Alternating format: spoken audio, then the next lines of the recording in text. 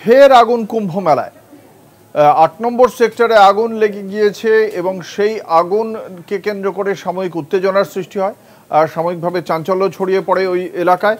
তারপরে কিছুক্ষণের মধ্যেই ঘটনাস্থলে পৌঁছয় দমকল এবং দমকলের ইঞ্জিনের দমকল কর্মীদের প্রচেষ্টায় আগুন অবশ্য নিয়ন্ত্রণে আসে। কিন্তু এই যে আগুন ছড়িয়ে পড়ে সেই ঘটনাকে কেন্দ্র করে সাময়িকভাবে চাঞ্চল্য ছড়ায় কুম্ভ মেলায়। এখনো পর্যন্ত ক্ষয়ক্ষতি সম্পর্কে সুনির্দিষ্টভাবে জানা যায়নি, তবে কয়েকটি টেন্ট বা তাঁবু পুড়ে গিয়েছে বলেই প্রাথমিকভাবে আপনারাও ছবিতে দেখতে পাচ্ছেন। কথা বলবো, আমাদের সঙ্গে রয়েছেন আমাদের পলিটিক্যাল এডিটর আশিস চট্টোপাধ্যায়। আশিস দা, ক্ষয়ক্ষতি সম্পর্কে কি জানা যাচ্ছে, কিভাবে আগুন লেগেছিল? কিভাবে লেগেছে সেটা এখনো স্পষ্ট নয়। সম্ভবত একটা সূত্রে খবর পাওয়া যাচ্ছে ওই গ্যাস সিলিন্ডার ব্লাস্ট করে আগুন লেগেছিল। আগুনটা হঠাৎই বেশ বড় হয়ে যায়, যদিও দমকল সামনে ছিল এবং কিছুক্ষণের চেষ্টায় আগুন নিভে গেছে।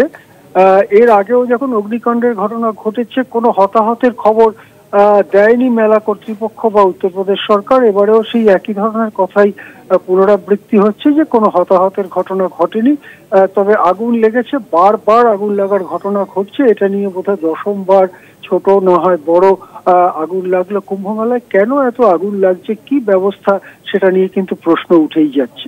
হ্যাঁ, ধন্যবাদ। আমাদের সঙ্গে ছিলেন আমাদের পলিটিক্যাল এডিটর আশিস চট্টোপাধ্যায়।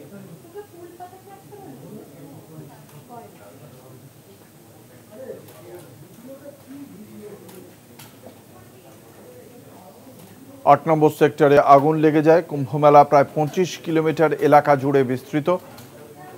সেই ২৫ কিলোমিটার এলাকাকে বিভিন্ন সেক্টরে ভাগ করে নেওয়া হয়েছে। তার মধ্যে ৮ নম্বর সেক্টরে আজকে এই আগুন লাগে, যে আগুন লেগে কয়েকটি তাঁবু পুড়ে গিয়েছে। তবে এই হতাহতের বিষয় বা কিভাবে আগুন লাগলো সে বিষয়ে প্রশাসনের পক্ষ থেকে সুনির্দিষ্টভাবে কোনো বিবৃতি জারি করা হয়নি।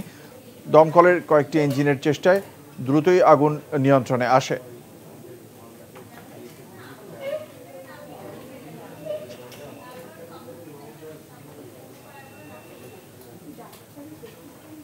भी टेंट में एक आग लगी थी। हमें हमारे टावर ड्यूटी वाले ने देखा धुआं को और तत्काल हमारी गाड़ियां निकली, तुरंत आके यहाँ पे आग को काबू में पा लिया गया।